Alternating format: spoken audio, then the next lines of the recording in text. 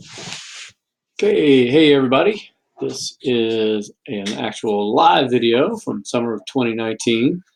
Another one. I've been kind of slack about this. I've recycled a lot of videos from last year. I hope they've been okay, but I do intend to make a few new ones every summer.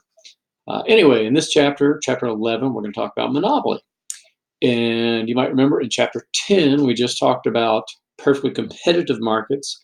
That's kind of one extreme, kind of the ideal version of a market from most economists' standpoint. Monopoly is the other extreme. Monopoly is when there's no competition instead of perfect competition. So we're kind of talking about the two ends of market structures, and then we'll talk about some other market structures in the next couple of chapters. So most people, I think, probably have a pretty good idea what a monopoly is. It's a market in which there is only one seller of a good or service with no close substitutes. So some possible examples are there: the U.S. Postal Service, electric utility like Emera. Most people would agree that those are monopolies. Some people have said Walmart or McDonald's might be. So my first point is that monopoly is really not that simple. It's not black and white. It's not always easy to decide what is and what is not a monopoly. Postal Service is an easy one. You know, it's always been granted monopoly status as a public franchise by the government. But for you and I, it's far from a monopoly. If I want to send a message to somebody or a package to somebody on the other side of the city or state or country or world, I've got lots of options. I can use the Postal Service, or I can use FedEx or American Express or various other shipping services, or I can send an email or a text. So, is Postal Service really a monopoly? That's a tough one. Emera is probably a better example. If I want electric service at my house living in Bangor, I have to get it through Emera. But then again, if I just want electricity at my house, I can generate my own with solar panels and batteries or a windmill, or I can buy generators, things like that. So, there are substitutes. I would say those aren't great substitutes, but it's not quite absolute to say that Emera is a monopoly. It depends on how you define the market, I guess.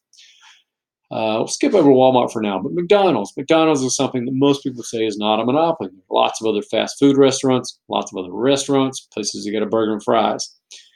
But what if I were to say something like, wow, I'm so hungry, I have to have a Big Mac for lunch today? If what I really want is a Big Mac, McDonald's is a monopoly. So that's the point. It really depends on how you define the good or service and how you define what is and what is not a substitute. So more realistically, what economists really talk about is monopoly power or market power. And those terms just refer to the ability of a business to act as a price setter, meaning the ability for them to play around with their prices, raise them and lower them, try to figure out where they make the most profit. In a perfectly competitive market, you can't do that. You just have to take the market price as given. But if you have the ability to move your prices around without losing all your customers, you have at least some amount of market power. So think of market power as kind of existing along the spectrum. Emera has lots of market power. They're pretty far to the right on this. They're pretty close to a monopoly. McDonald's, I'd say, has relatively little. Then a commercial fisherman has none. That's an example of, like a lobsterman in Maine comes off the boat, brings their catch to the wholesaler, and the wholesaler says, here's the market price today, take it or leave it. So a lobsterman has zero market power. So that's really how economists think about monopoly power, is kind of in degrees or amounts. In the next couple of chapters, we'll study other market structures and kind of keep talking about this. So this is kind of a big slide, but if you write critical thinking number 4, what you have to do is find an antitrust case. So that's where a company was sued or investigated for being a monopoly or engaging in monopolistic behavior. And one of the parts of that paper is to identify the barrier to entry that allowed that monopoly to exist and persist. So the idea is, if you have a monopoly, they're generally making a lot of money. You would expect that to attract competitors. You'd expect some other business to jump in there and compete with the monopoly and try to eat away at their profits. But usually the reason monopolies persist is that one of these barriers prevents other companies from entering the market. So that's what it means to say they are barriers to entry. So first, one possible barrier to entry is just economies of scale. That's really just size. Larger size for a company often allows them to lower their average production costs. So it's can happen in a few ways. Maybe they're big and they can buy inputs in bulk and negotiate better prices. Maybe as you get more and more employees, they get more highly specialized at one task, so they're more efficient. Maybe you start mechanizing and doing more of like a factory assembly line kind of production process. All those things allow a company to reduce their costs, and once they've done that, it becomes really hard for a new company to come along and compete with them. Think Walmart there. A natural monopoly is a special case of economies of scale where one company can produce at a lower cost and service the entire market cheaper than two or more could. So those are going to tend to become natural monopolies on their own naturally. So that's what that term means. Emera is a great example of that. They had to build all these utility poles and electrical lines all over the state, connect them to all the houses and businesses everywhere. That's a huge investment. So once that's in place, it would make no sense for a second company to come along, build all the same poles and lines, and then we've got to take all that expense and divide it up between two different customer bases. Our electric prices would skyrocket. So in cases like that, the government usually grants a company the status of being a monopoly, but then they regulate them to make sure they kind of stay fair, play fairly. Related idea is the third bullet there, sunk costs. Those are just very high startup costs that can't be recovered. So Emera, again, the cost of all those poles and lines, that's a huge sunk cost.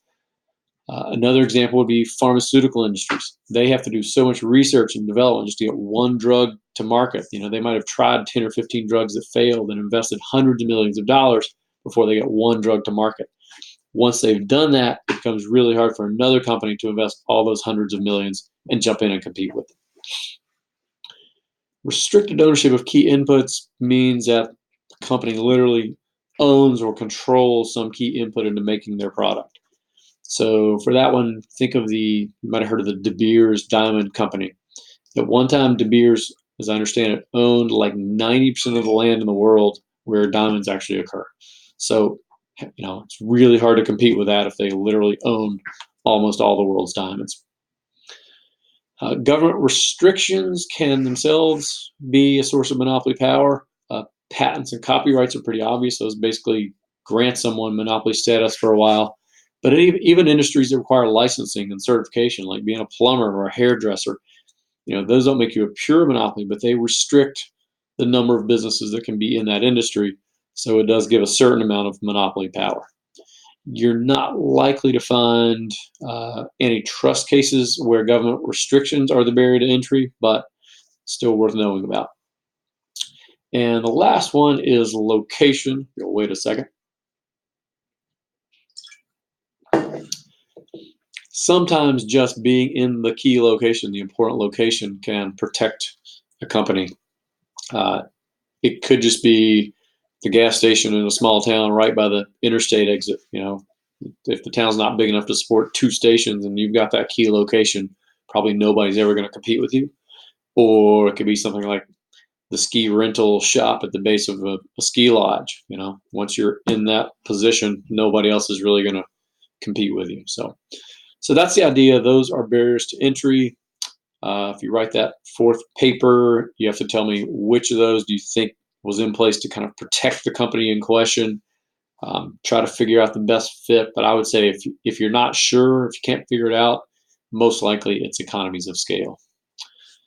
So, all right, I think I'm almost out of time. I'm going to pause it there and finish up chapter 11 in another video. Thanks.